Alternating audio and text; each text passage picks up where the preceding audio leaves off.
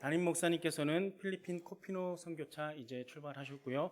저녁에 출국하시면 이제 코피노 이제 사역을 하시고 말씀하신 대로 그 시간에 맞춰서 돌아오실 테니 그거 맞춰서 기도해 주시기 바랍니다. 자, 전에 우리는 이 요한일서 오늘 본문의 앞부분에 대해서 제가 말씀을 드린 적이 있었습니다. 그 앞부분에서 처음 가졌던 신앙을 잘 유지해야 하며 그것을 위해 미혹하는 자들을 분별할 수 있도록 늘 성경을 가까이 하고 말씀대로 살기에 힘써야 함에 대해서 우리가 살펴보았었습니다. 그래서 오늘 말씀은 그러한 삶을 사는 우리에게 주어지는 이 하나님의 사랑, 하나님의 사랑은 어떠한 것인가 하는 것에 대한 말씀입니다. 먼저 본문 1절 말씀에 이렇게 말씀합니다. 보라, 아버지께서 어떠한 사랑을 우리에게 베푸사 하나님의 자녀라 일컬음을 받게 하셨는가, 우리가 그러하도다. 굉장히 멋진 고백입니다. 성도 여러분, 여러분들께서는 어떤 사랑을 받고 하나님의 자녀가 되셨습니까? 여러분은 어떤 사랑을 받고 하나님의 자녀가 되셨습니까? 네, 아마 여러 가지로 그 사랑에 대해서 저에게 열심히 마음으로 말씀해 주시고 계신 줄로 믿습니다. 네. 근데 여러분 스스로 솔직하게 돌아볼 때 하나님께서 여러분에게 베푸신 그 사랑이 어떠한 사랑인지 여러분 정확하게 알고 계십니까? 그렇다면 또 그 사랑을 얼마나 생각하면서 살고 계십니까? 하나님께서 베풀어 주신 사랑을 얼마만큼 생각하며 사는가? 이것은 우리의 신앙의 척도이자 우리의 삶 속에서 성령의 열매가 맺히게 되는 동기가 된다는 것입니다. 성도 여러분, 우리가 어떤 일을 할 때 그 일에 대해 관심을 갖고 우리가 집중을 하면 이를 빨리 배울 뿐만 아니라 좋은 성과도 낼 수 있습니다. 그런데 그 일에 대해 관심은 많지만 그럼에도 그 일을 생각하지 않고 연구하지 않고 그 일을 배우고 익히기에 힘쓰지 않는다면 그 관심이 무슨 소용이 있겠습니까? 그 관심은 그저 상상에 불과할 뿐 아무것도 아닌 것이 되는 것입니다. 믿음도 마찬가지입니다. 우리의 삶 속에서 하나님의 권능이 나타나고 하나님의 은혜와 축복이 임하는 삶을 살기를 원하신다면 하나님의 성품과 또 하나님의 말씀과 하나님의 가르침에 대해 관심을 집중을 하고 배우고 행하기에 힘써야 하는 것이 아니겠습니까? 만일 그렇게 열심을 내지 않는다면 그 믿음은 머릿속에서만 맴돌 뿐 아무것도 아닙니다. 오히려 온전히 믿지 않는다는 증거만 될 뿐입니다. 그런데 오늘 사도 요한은 분명하게 말씀하고 있습니다. 우리가 그러하도다. 사도 요한들은 하나님께서 자신들에게 어떤 사랑을 베푸셨는지 분명하게 알고 있고 그렇게 사는 자들이라는 것을 그러하도다 하고 고백한 것입니다. 그런데 성도 여러분, 이러한 믿음의 삶을 살면 마땅히 그 삶이 형통하고 복되고 잘 되어야 하는데 이러한 믿음의 삶에 빨간불, 적신호가 켜질 때가 적지 않습니다. 어떤 때는 가족들에게 핍박받고 어떤 때는 이웃에게 핍박받고 또 어떤 때는 불과 몇 년 전처럼 주일 예배 드리는 것까지 전 국가적으로 핍박을 받을 때도 있었습니다. 그 이유에 대해 사도 요한은 이렇게 말씀합니다. 그러므로 세상이 우리를 알지 못함은 그를 알지 못함이라. 우리가 분명한 하나님의 자녀인데도 불구하고 그들이 우리를 하나님의 자녀로 인정하지 않고 우리의 믿음을 무시하고 조롱하고 핍박하는 것은 그들이 하나님을 알지 못하기 때문이라는 말씀입니다. 사도 요한은 이러한 세상 사람들에 대해서 요한복음 1장 5절에 빛이 어둠에 빛이 돼 어둠이 깨닫지 못하더라 하는 말씀으로 설명합니다. 하나님께서 어둠 가운데 있는 사람들에게 하나님의 자녀가 되는 생명의 빛을 비춰주셨지만 세상 사람들은 그 빛을 깨닫지 못했다는 말씀입니다. 그들이 이렇게 하나님의 사랑을 모르기 때문에 하나님의 자녀인 우리들도 그들은 알지 못한다는 것입니다. 이에 대해서 사도 바울은 고린도전서 2장 14절에서 이렇게 말씀합니다. 육에 속한 사람은 하나님의 성령의 일들을 받지 아니하나니 이는 그것들이 그에게는 어리석게 보임이요 또 그는 그것들을 알 수도 없나니 그러한 일은 영적으로 분별되기 때문이라. 영적인 것은 영적인 것으로 분별할 수 있기 때문에 육에 속한 세상 사람들이 영에 속한 하나님의 자녀들을 알아보지 못하는 것은 너무나도 지극히 당연하다는 말씀입니다. 성도 여러분, 예수님께서 원수를 사랑하라 하고 말씀하셨는데 이 말씀도 같은 의미입니다. 믿지 않는 사람들이 우리 믿는 사람들을 핍박하는 것은 그들이 잘 모르고 하는 것이기 때문에 그들을 용서해야 한다는 말씀입니다. 이 용서는 우리가 성경 말씀에서 여러 번 볼 수 있었습니다. 예수님께서 십자가에 달려 돌아가실 때에도 그들이 하는 것을 알지 못한다. 그래서 나는 용서한다. 하나님 용서해 주세요. 이렇게 말씀하셨고 또 스데반 집사도 그렇게 용서했습니다. 이것이 죄인들을 위해 십자가를 지신 예수님의 사랑이고 우리가 살고 전해야 하는 복음인 것입니다. 바로 이 예수님의 사랑 때문에 우리는 또 믿음의 선진들은 순교하기까지 복음을 전하는 것입니다.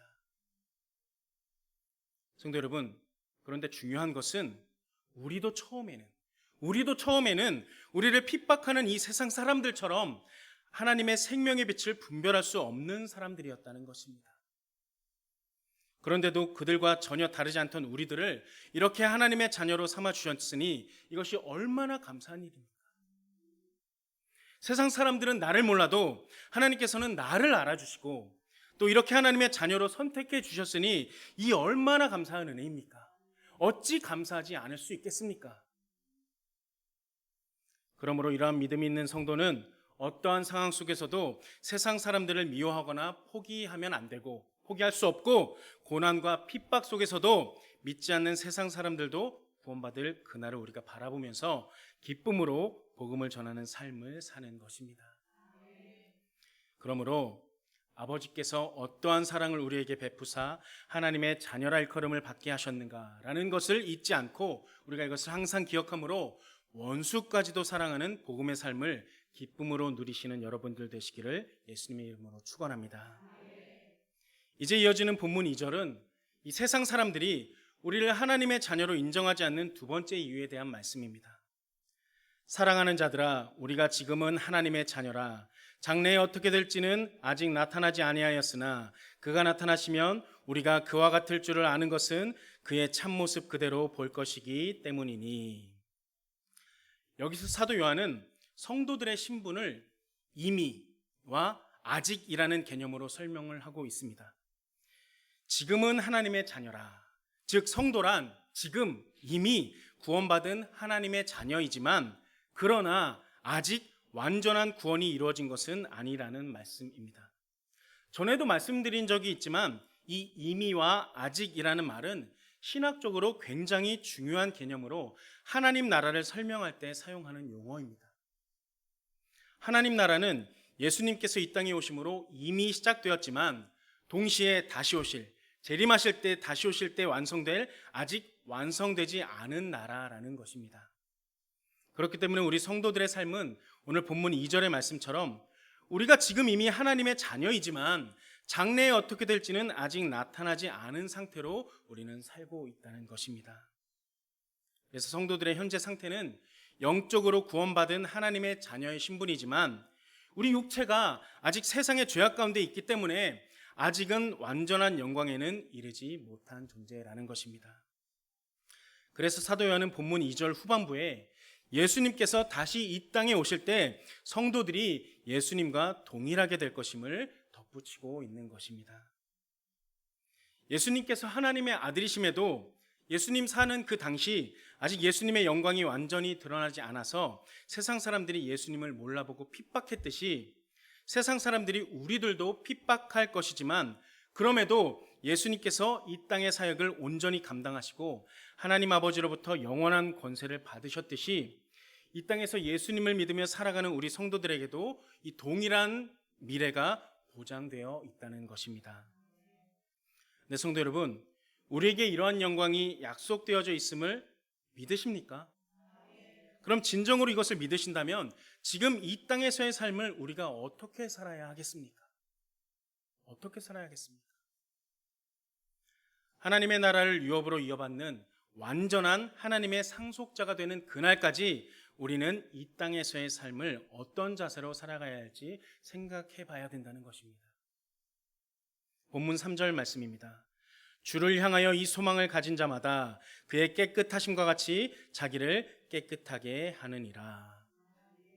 성도 여러분, 깨끗한 손으로 악수를 청하는 사람에게 우리는 어떻게 해야 될까요? 네, 맞습니다. 많이 경험하실 거예요. 누군가 악수를 청하면 방금 씻고 나왔는데도 나도 모르게 이렇게 내 악수하시죠. 네, 저도 경험해봤는데 화장실에서 이제 볼일을 보고 이제 손을 깨끗이 씻었습니다. 그리고 나왔습니다. 근데 바로 앞에 누군가 딱 마주치고 그분이 저에게 악수를 청하셨어요. 방금 깨끗이 씻고 나왔는데도 불구하고 화장실에 있었다 나왔다는 그 기분 때문에 네, 이러면서 악수를 할 때가 여러 번 있었습니다. 내 손 역시 깨끗해야 하는 것입니다. 그래야 주눅들지 않습니다. 더러운 것이 묻은 손으로는 악수를 할 수 없습니다. 상대방이 악수를 청해도 양심상 손을 내미지 못하는 것입니다. 그와 마찬가지로 우리가 더러우면 예수님이 다시 오신다 할지라도 예수님을 기쁘게 영접할 수 없는 것입니다. 결코 거룩하신 예수님 앞에 우리는 설 수 없습니다.